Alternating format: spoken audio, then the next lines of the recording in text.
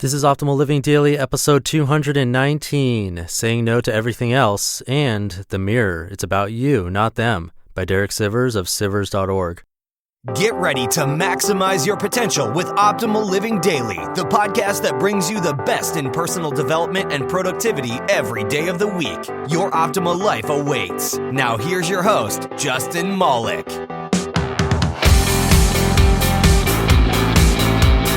What's going on, Life Optimizers? You're listening to Optimal Living Daily. I'm Justin Malik, your very own personal narrator, free of charge, of course.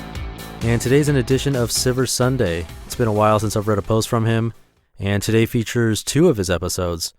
Before we get into it, if you want to help support the show, I put up a page at oldpodcast.com. There's a link that says how to help, and that has a bunch of ways you can help keep the show going. I'd appreciate it if you could do any of the things listed there. Again, you can simply visit oldpodcast.com, and there's a how to help link there. And I'll leave it at that. Let's get this going and start optimizing your life. Saying No to Everything Else by Derek Sivers of Sivers.org.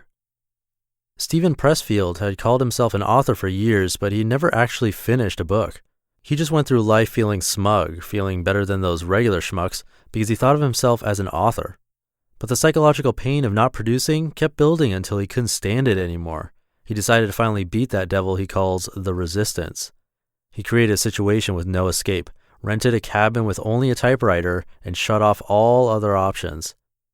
Quote, I had a book in mind, and I had decided I would finish it or kill myself. I could not run away again, or let people down again, or let myself down again. This was it, do or die. Quote, I didn't talk to anybody during that year. I didn't hang out. I had no TV, no radio, no music, no sex, no sports. I didn't read the newspaper. I just worked. Unquote. After an incredibly difficult year of wrestling with those inner demons and avoiding all temptations, he did it. He finished his first book. It wasn't a success, but it didn't matter. He had finally beat the resistance. He went on to write many successful novels. He told this story in the great book Turning Pro, the third in his series of little books about the creative struggle, including The War of Art and Do the Work. Read all 3. When I read it in 2012, my own psychological pain of not producing had built up to an unbearable level. I had loudly announced Muckwork, my brilliant new business idea, in 2008, but never finished making it. I had loudly announced Song Test, a free open song contest idea, in 2009, but never finished making it. I started many times, but each time decided to chase some other distraction that didn't put my ass on the line instead. There are always more emails to answer, always more things to learn, and always more people with enticing requests for me to help them achieve their dreams, each one swearing it'll be just an hour of my time, tops.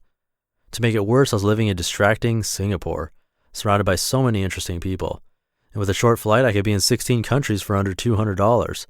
So I decided to do my version of the Steven Pressfield cabin. I moved to New Zealand. I shut off all other options. Time to finish what I started. Except for better or for worse, I still answer my email. I still get 100 requests a week, but now it's easier to say no to all of them since I'm not local. It's not the nicest mantra, saying no, no, no all day, but it is a reminder of why I'm here. I'm posting this now because a few people have asked why I say no to all requests, so I hope this helps explain. But also, this makes it a follow-up to my popular hell yeah or no post. There's another level beyond that. It's saying yes to one thing and no to absolutely everything else.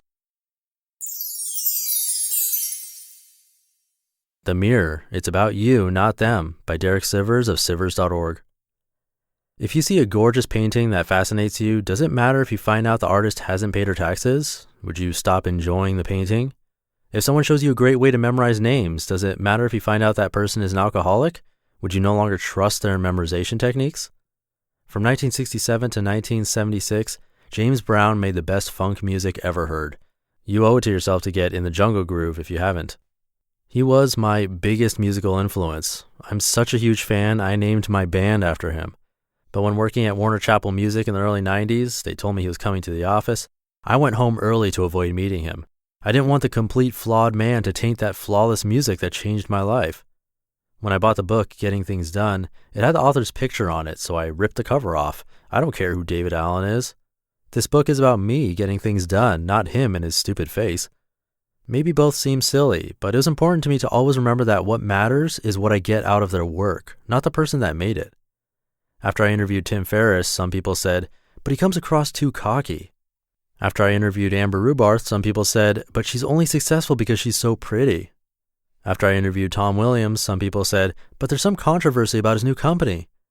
I hear that as, now that I've proven they're not perfect, I don't have to apply any of the lessons from their story.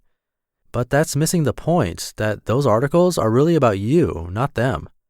You would benefit from microtesting the effectiveness of your actions, or interning to understand your gatekeeper, or persisting every day for a year and a half, no matter who was sharing those lessons. All that really matters is what you do with the ideas there. Apply them to your own life in your own way. It was never about them. It's about you. You just listened to the posts titled Saying No to Everything Else and The Mirror. It's about you, not them, by Derek Sivers of Sivers.org. I love those short posts from Derek. That's all it takes to get some wisdom. And like I mentioned earlier, you can find out how to support the show by visiting oldpodcast.com. There's a how to help page that I made, and any of those things listed are a huge help. And that's 219 episodes down, hard to believe. I'll be back tomorrow with our usual Minimalist Monday episode. So I'll see you there, where your optimal life awaits. Hey, this is Dan from the Optimal Finance Daily podcast, which is a lot like this show, except more focused on personal finance.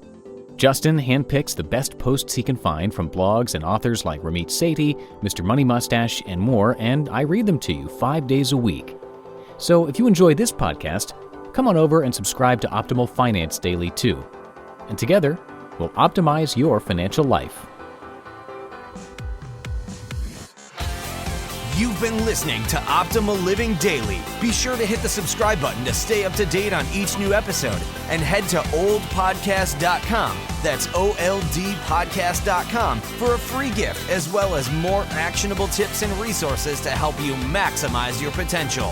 Thanks for joining us, and remember, your optimal life awaits.